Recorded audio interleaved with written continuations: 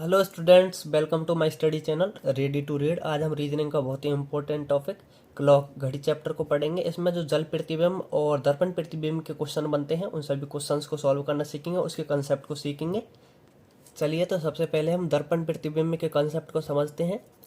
दर्पण प्रतिबिंब के कैसे क्वेश्चंस बनते हैं और किस कंसेप्ट पर आधारित होते हैं। ये कोई वास्तविक घड़ी है और इस पर दर्पण लगाया तो दर्पण प्रतिबिंब इस घड़ी का इस प्रकार का दिखाई देगा कुछ। इसमें क्या होगा, लेफ्ट साइड राइट साइड में चेंज हो जाएगी, राइट साइड लेफ्ट साइड में चेंज हो जाएगी, और ऊपर की साइड ही रहेगी और नीचे की साइड ही रहेगी।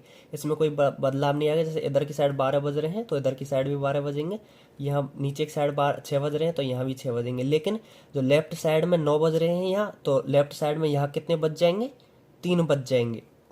राइट साइड में यहाँ 3 बज रहे हैं तो यहाँ राइट साइड में कितने बज जाएंगे, 9 बज जाएंगे। ठीक है ना। अब दर्पण प्रतिबिंब के सवाल कैसे बनते हैं। दर्पण प्रतिबिंब हमें कोई भी समय दिया हुआ है और उसका दर्पण प्रतिबिंब समय ज्ञात करना है तो क्या करेंगे, सिंपल सा क्या करेंगे, जैसे 11 बजे से और 1 बजे के बीच का कोई भी समय दे रखा है हमें और उसका दर्पण प्रतिबिंब में तो समय ज्ञात करना है हमें, तो क्या करेंगे, उसको 23 में से घटा देंगे। 23 में से घटा देंगे उस समय को। 11 बजे से 1 बजे के बीच का कोई भी समय दिया हुआ है और इसके अलावा 1 बजे से लेके और 11 बजे तक का कोई भी समय दिया हुआ है और उसका दर्पण प्रतिबिंब समय ज्ञात करना हमें, तो उसको 11 में से घटा देंगे। ये दर्पण प्रतिबिंब समय ज्ञात करने के लिए यदि हमें समय 11 बजे से 1 बजे के बीच का 11 बजे से 1 बजे के बीच का कोई भी समय दिया हुआ हो तो उस समय को 23 में से घटा देंगे और प्राप्त समय होगा वह हमें दर्पण प्रतिबिंब समय ज्ञात होगा।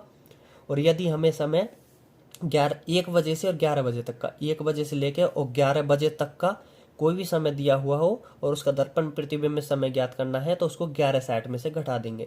प्राप्त समय क्या होगा, दर्पण प्रतिबिंब में समय। देखते हैं, पहला क्वेश्चन है, यदि किसी घड़ी में 1:40 हो रहे हों तो इस घड़ी में दर्पण प्रतिबिंब में समय क्या होगा। अब 1:40 का समय दिया हुआ है, हमने अभी देखा।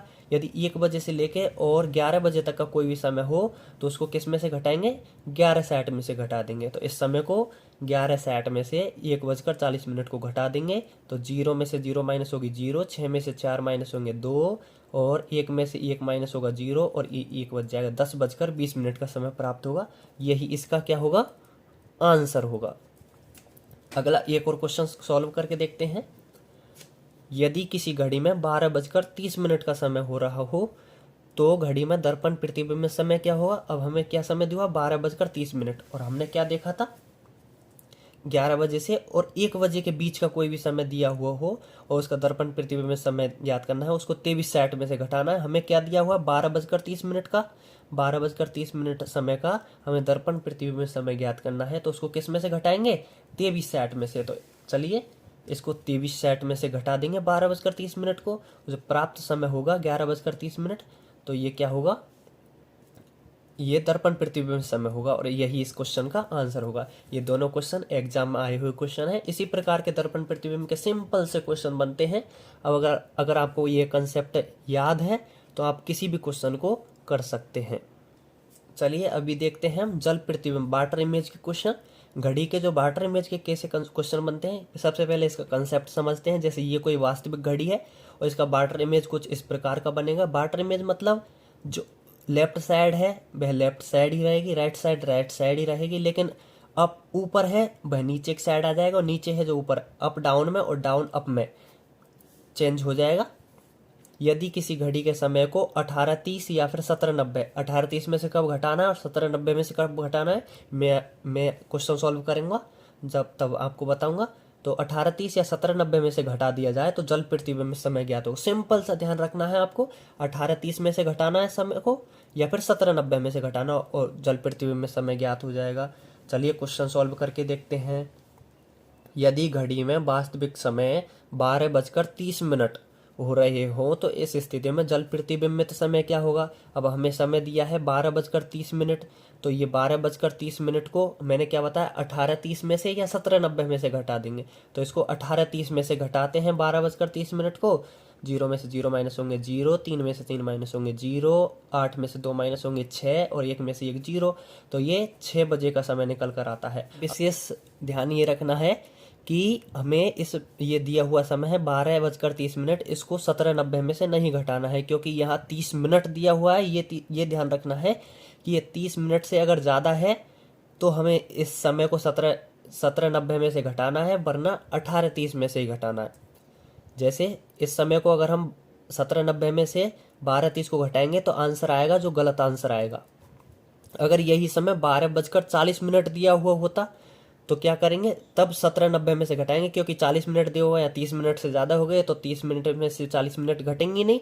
तो क्या होगा, इस कंडीशन में हम क्या करेंगे, 17:90 में से 12:40 को घटाएंगे तो 5:50 समय निकल कर आएगा, जो उसका आंसर होगा। अगला क्वेश्चन सॉल्व करके देखते हैं। चलिए, प्रश्न है, यदि घड़ी में वास्तविक समय 8:20 का समय हो रहा हो तो इस स्थिति में जल प्रतिबिंब समय क्या होगा। अब क्या समय दिया हुआ है, 8:20। अब मैंने क्या बताया, या तो हमें 18:30 में से घटाना है या 17:90 में से घटाना। 18:30 में से कब घटाना है, जब दिया हुआ समय 30 मिनट हो या 30 मिनट से कम हो। अब हमें क्या दिया हुआ, 8:20, तो 30 मिनट से कम है, तो इसको हम किस में से घटा देंगे, 18:30 में से घटा देंगे। तो क्या आंसर निकल कर आएगा, 10:10 आंसर निकल कर आएगा।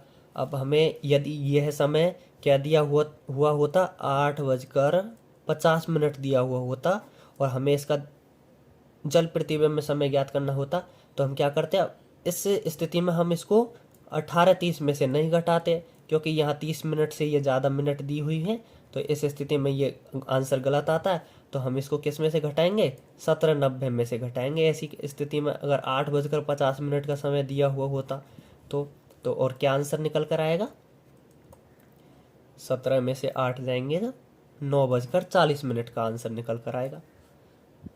आप इस कंसेप्ट को पढ़कर जल प्रतिबिंब के किसी भी सवाल को सॉल्व कर सकते हैं। चलिए, तो इस वीडियो में हमने मिरर इमेज और वाटर इमेज के कॉन्सेप्ट को सीखा।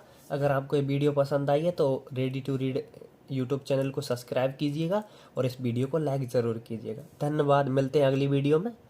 जब तक के लिए बाय बाय, टेक केयर।